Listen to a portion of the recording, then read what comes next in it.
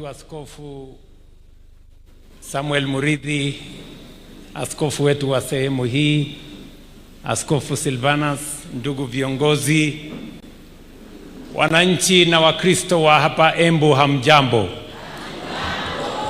Hamjambo tena. Bwana Yesu asifiwe. Mwathani agoswe. Bwana Yesu asifiwe tena. Hebu mnisalimie hewani nione. Bwana Yesu asifiwe. Basi mimi kwanza nataka nimshukuru Mungu kwa kutupatia nafasi hii leo tufike tena katika kanisa hii ya Gatunduri. Mimi nimekuwa hapa mara nyingi, nafikiri ni mara yangu ya 4 kuja katika kanisa hii, na nimefurahi kila wakati nikifika hapa tunashirikiana pamoja na nyinyi. Na ili kuweka historia sawa sawa, mara ya kwanza mimi kufika katika kanisa la Gatunduri ni miaka 35 iliyopita. Nilifika hapa nikiwa kijana mdogo, nikiwa nimemaliza university, kwa urafiki na undugu ambao tulipata na familia ya Samuel Murithi.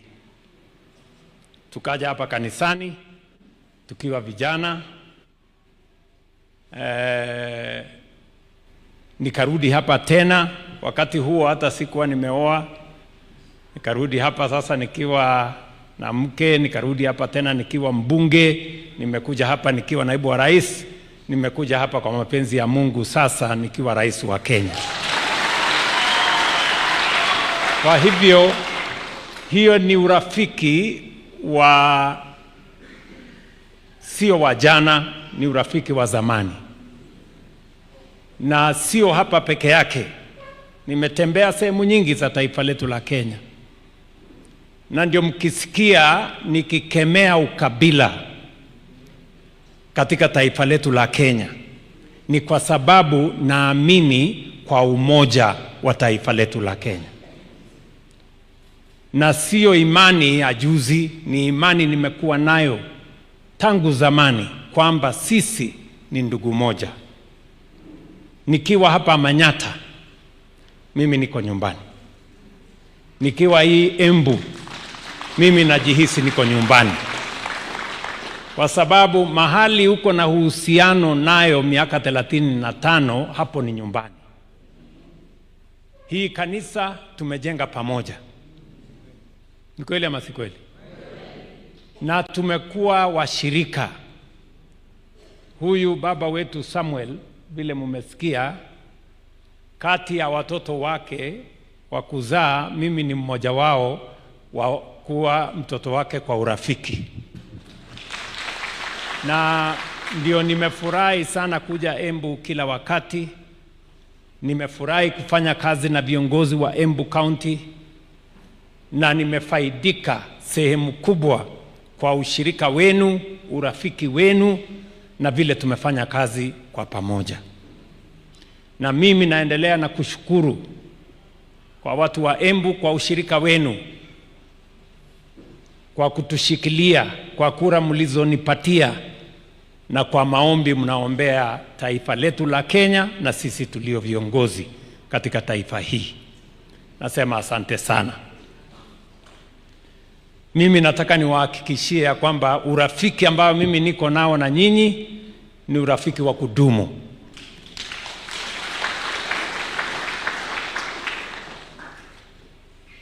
Mimi nilikuja hapa nikaomba kura zenu. Mnakumbuka? Muliniona nikiomba kura zenu?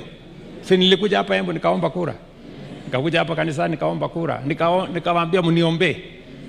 Si mkanipatia kura zenu ama? Mimi nasikia kuna watu wengine kwa majivuno na kiburi wanasema mimi sijakuja kuomba kura Embu, ati wao ndio waliniombea. Mimi nauliza nyinyi watu wa Embu, mulinipigia kura si ndio? Kwa sababu nilikuja kuomba ama? Si nilikuja kuomba kura hapa? Mkanipatia? na tulikubaliana vile tutafanya kazi pamoja. So watu watulize boli na kiburi wapunguze, na hiyo madharau wako nayo wapunguze. Mimi nilikuja hapa nikaongea na watu wa Embu, munanijua, munanielewa, na kuna kazi tulikubaliana na nyinyi, na kazi hiyo tulikubaliana na nyinyi, ikifika mwaka ujao tutakuja kusahihisha hiyo kazi. Sikutakuwa na mtihani mwaka ujao? Sikuna yale maneno tulikubaliana ya kilimo? Yes. Mimi niliwaeleza tapunguza gharama ya mbolea, mnajua bei ya mbolea saa hizi. Niliwaambia nitasimamia vizuri maneno ya kilimo. Bei ya kahawa sasa imefika 140 ikielekea 150.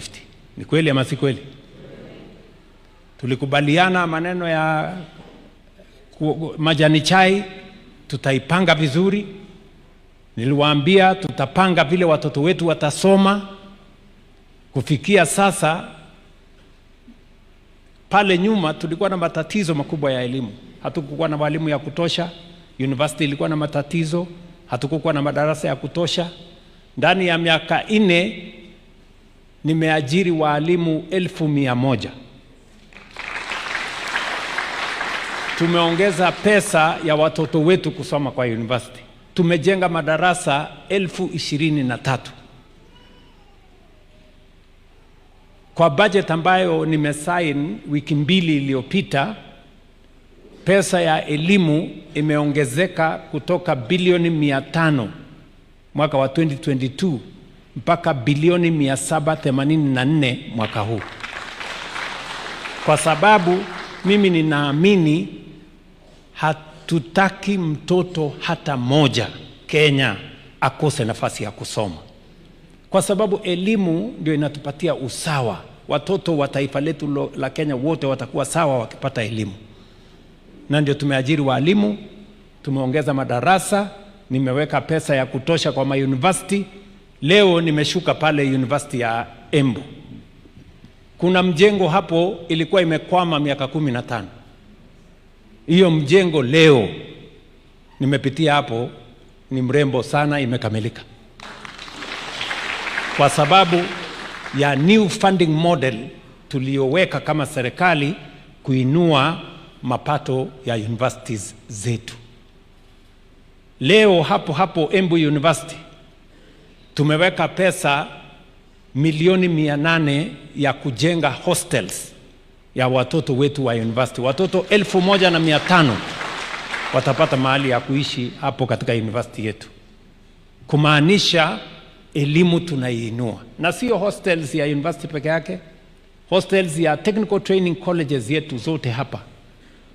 Tumecommit kwa budget yetu 2.2 billion shillings ya hostels ya TVET. Huyu mama anajua, ambaye anasimamia TVET zetu zote katika Kenya, Mama Esther Moria, ambaye anatoka hapa Embu, anajua vile hiyo kazi inaendelea. Tumepanga hiyo kazi ingine yote ambayo mliniwachia mkaniambia panga hii kazi. Niliwaeleza ya kwamba tutabadilisha maneno ya matibabu.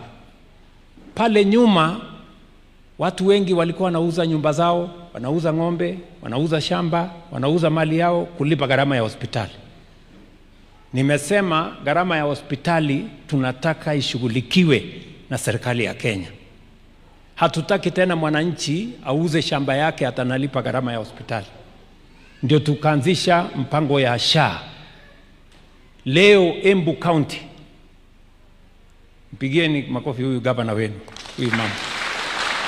Embu County 72%, 72% ya watu wa Embu wamejiandikisha ndani ya SHA.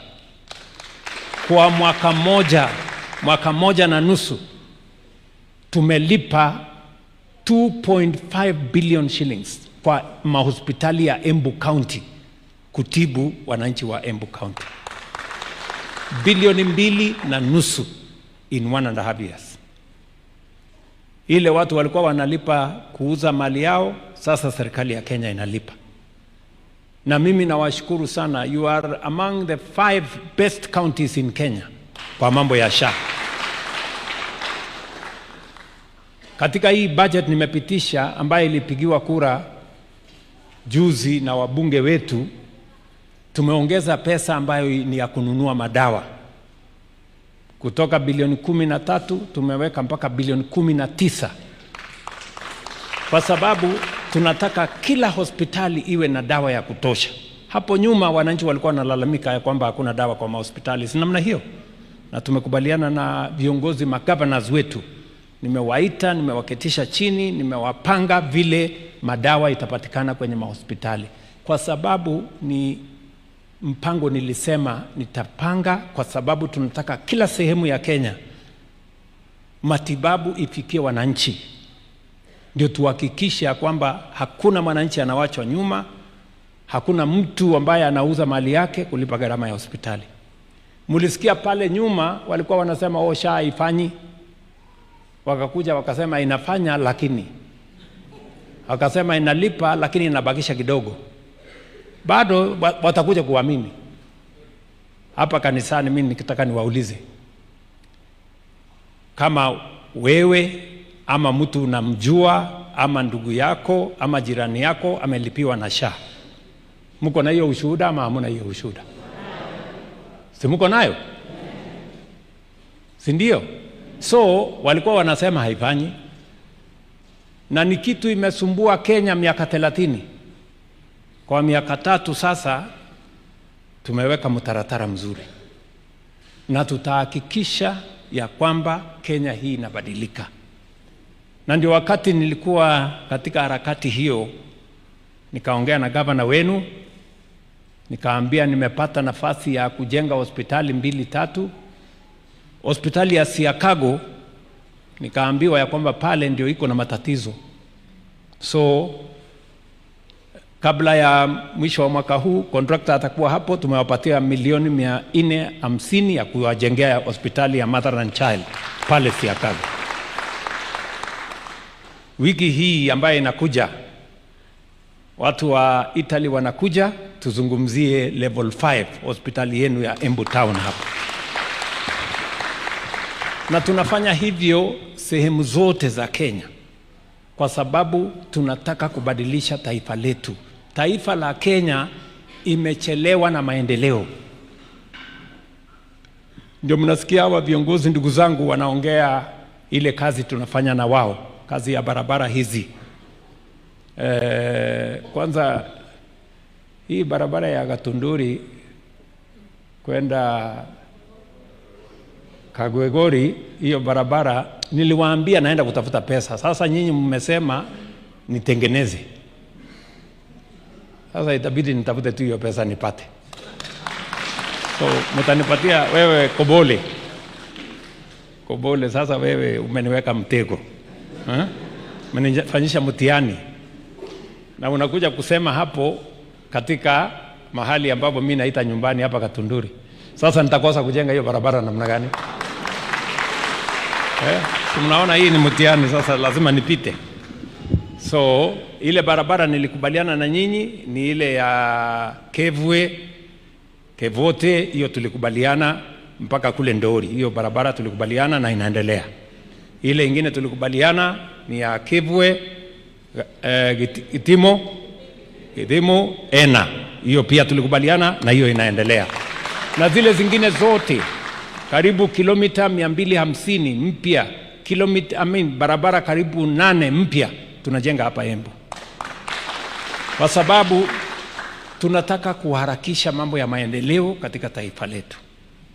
Na kwa sababu mumesikia hawa viongozi wakiongea, tuko na miradi mingi, tuko na mambo ya stima ambayo tunaendesha. Kuna ilikuwa makwama kidogo, mmesikia Karemba akisema ya AFD, lakini hiyo barabara hiyo stima pia usikuwe na wasiwasi, nimeshatatua ile matatizo ilikuwa nayo. You will see a difference. Hiyo itasonga barabara hii. Tuko na soko tunajenga hapa, tunajenga soko 9 mpya. Unajua nilikuwa nimeambia mama mboga atafanya mahali biashara mahali mzuri. Sasa hapa Manyata peke yake tunajenga soko 3. Soko ile kubwa ya town ya bilioni 1 na kitu, hiyo itamalizika by December, itakuja ku handover. Soko ya Mbovori inaendelea hapa, soko ya Keriare pia tunamalizia. Hizo masoko zenu zote 9 ya hapa tunamalizia. Na hiyo ni kazi ambayo tunafanya kwa sababu ndio njia ya kubadilisha Kenya. Tunaelewana jameni?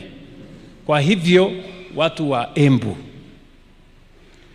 msikuwe na wasiwasi. Hawa watu wa makelele mingi ni ile inaitwa debe tupu haliachi kutika. Hii mnanielewa? Makelele hii ni tumezoea makelele, lakini wananchi wanajua ni nani wa kufanya, ni nani wa kuongea. Sisi tutashirikiana na mimi nitasimama kidete. Siwezi kukubali siasa ya kugawanya Kenya kwa mambo ya ukabila na chuki na matusi. Hiyo haitawezekana. Nyinyi mnanielewa? Hiyo siwezi kubali na haitafanyika hii Kenya. Hakuna mtu atagawanya taifa letu la Kenya.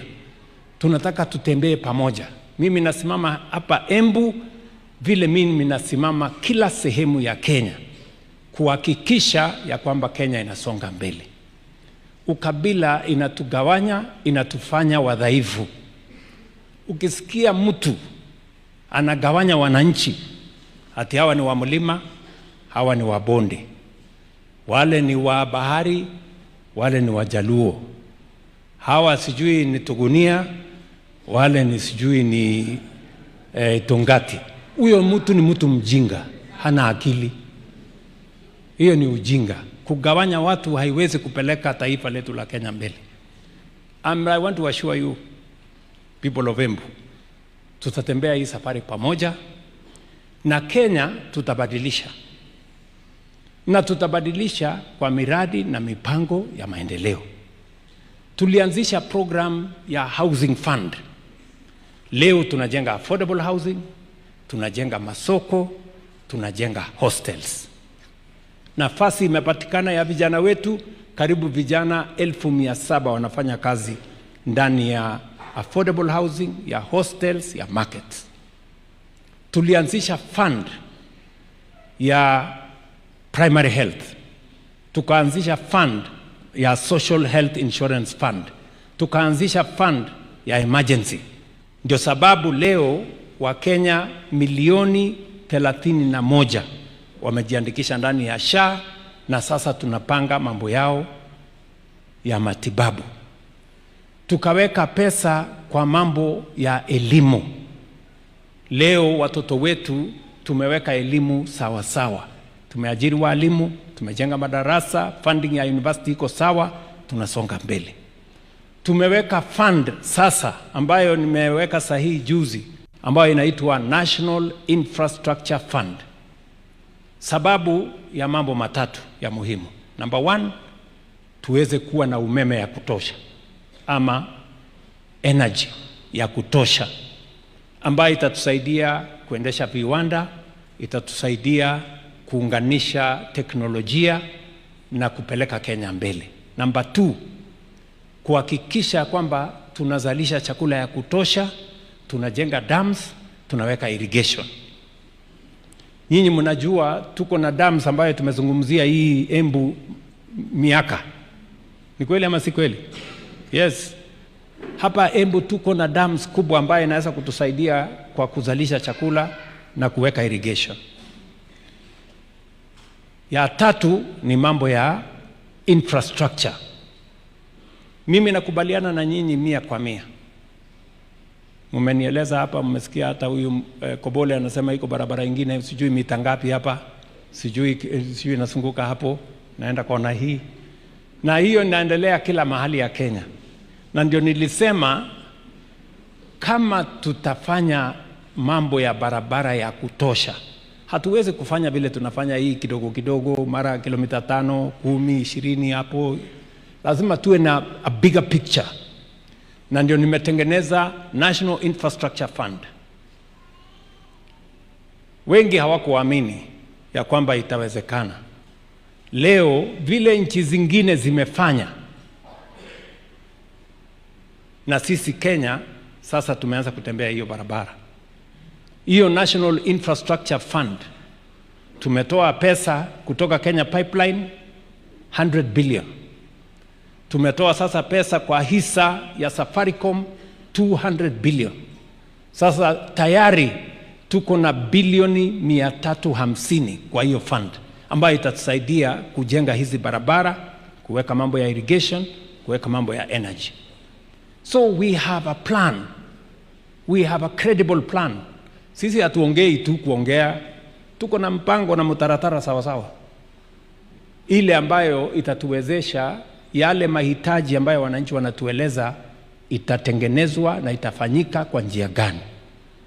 Na ndio mimi nawaeleza nyinyi watu wa Embu na wa Kenya wenzangu, kila kiongozi ambaye anatafuta uongozi Kenya apigwe msasa, asikuje tu na makelele, Wandam Kasongo sijui nini. Hapana, tunataka kujua mpango ni gani. Hawa watu wengi mpango hawana, hawajui ni nini itaendelea baada ya hapa. And that is why Kenya imekwama siku mingi. Yale mambo yalikuwa yamekwama siku mingi ndio tunakwamua, tunasongesha mbele. I want to assure you we are going to move together. Hakuna shida itatokea Kenya, mambo ya fujo haitafanyika, vita haitafanyika, tutakuwa na amani, watoto wetu watasoma, Kenya itasonga mbele na Kenya itabadilika tukiona na macho yetu. That's how we are going to do it. Watu wa Embu tunaelewana? So we have a clear plan on how to move Kenya to a first world nation. Demonstrable, practical, clear, funded plan on how we are going to make Kenya a first world country. Wale ambao wanaendelea na makelele, najua naona hata watu wengine wanasema hapo, sijui tutamfundisha ati Ruto siasa. Sasa wewe mtu one term MP utanifundisha mimi siasa kweli? Mimi nimekuwa around bwana kwa muda mrefu. Ama namna gani? Yes. Na mimi si mtu ya kuombewa kura, mimi ni mtu ya kujitetea na Mungu yangu na kazi ile mimi nafanya. Si ndio? So asanteni sana, mimi nimefurahi sana kuwa hapa Embu. Na msikuwe na wasiwasi, mimi nitakuwa hapa tena na tena na tena na tena. Na nitakuwa hapa. Na watu wa Manyata msikuwe na wasiwasi, hii Manyata haiwezi kurudi nyuma, mimi nitahakikisha inasonga mbele. Kwanza hii Manyata, kwa sababu mimi ni mtu wa Manyata kwanza. Sikatondori hapa ni Manyata. Ama kwani mnafikiria kwamba mimi nitawachilia hii Manyata ibaki nyuma na nikatondori mahali mimi najuana? Haiwezekani hiyo.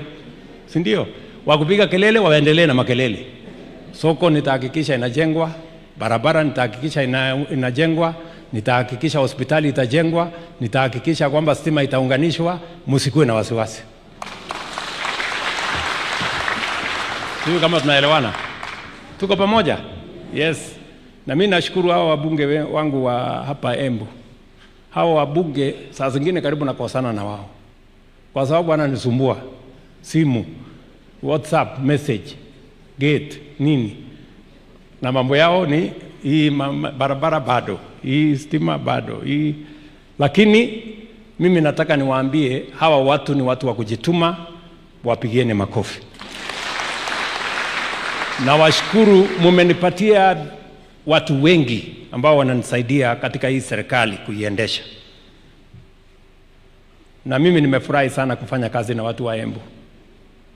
Niko na chairman hapa, niko na directors hapa, niko na CEOs hapa, niko na watu wengi, PSS wawili wako hapa.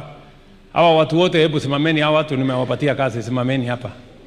Directors, board members, chairman, nani. Sasa ona hii dunia yote hii. Karibu mtu na huyo Ndwiga kwanza, mimi nataka huyo Ndwiga anisaidie kwa mambo ya kahawa. Mnakubali huyo Ndwiga akuja anisaidie kwa mambo ya kahawa? Si ndio? Huyo mama wa fisheries tumempatia kazi juzi. Hawa wawili ni PSS wangu. Huyu ni chairman wangu wa NSSF, huyo mungwana. Kwanza huyu angewaambia NSSF wakati nimekuwa rais ilikuwa na bilioni 312. leo iko na bilioni 680 in just 3 years. Si huyu ndio chairman?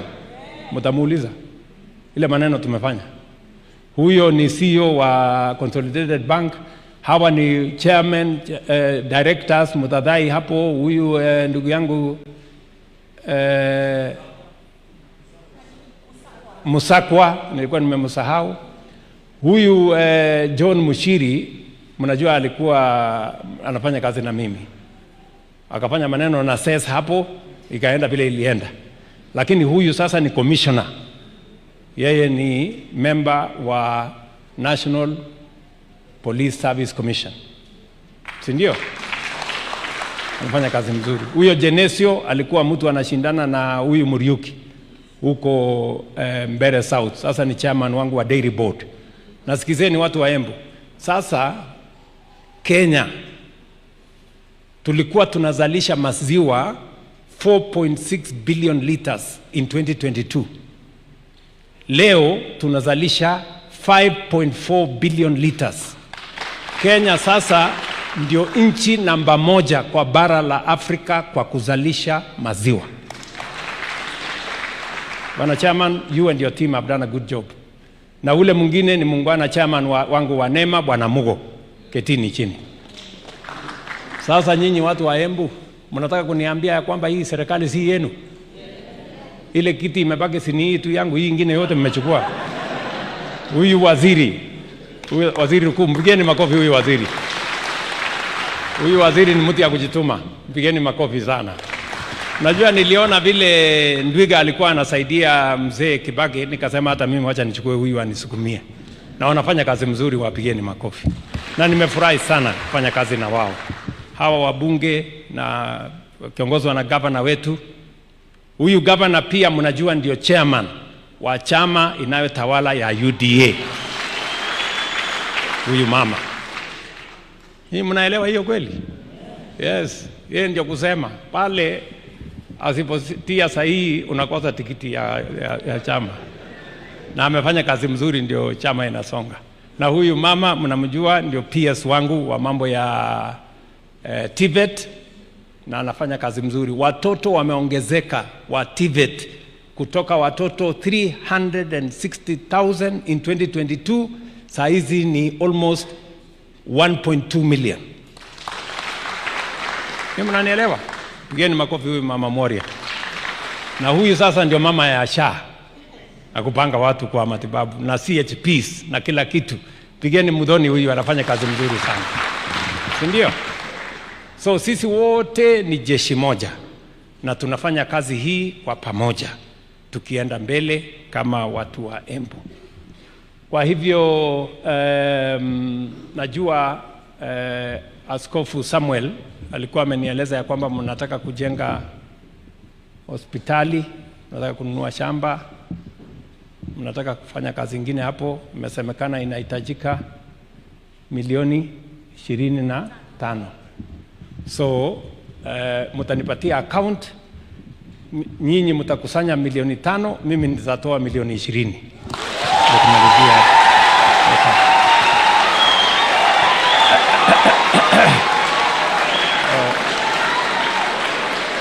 Sawa.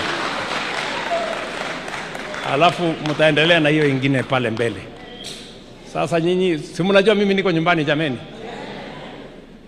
Si ukarimu inaanzia nyumbani? So lazima nianzie hapa kusukuma kazi ya nyumbani iweze kusonga mbele. Kwa hivyo asanteni sana.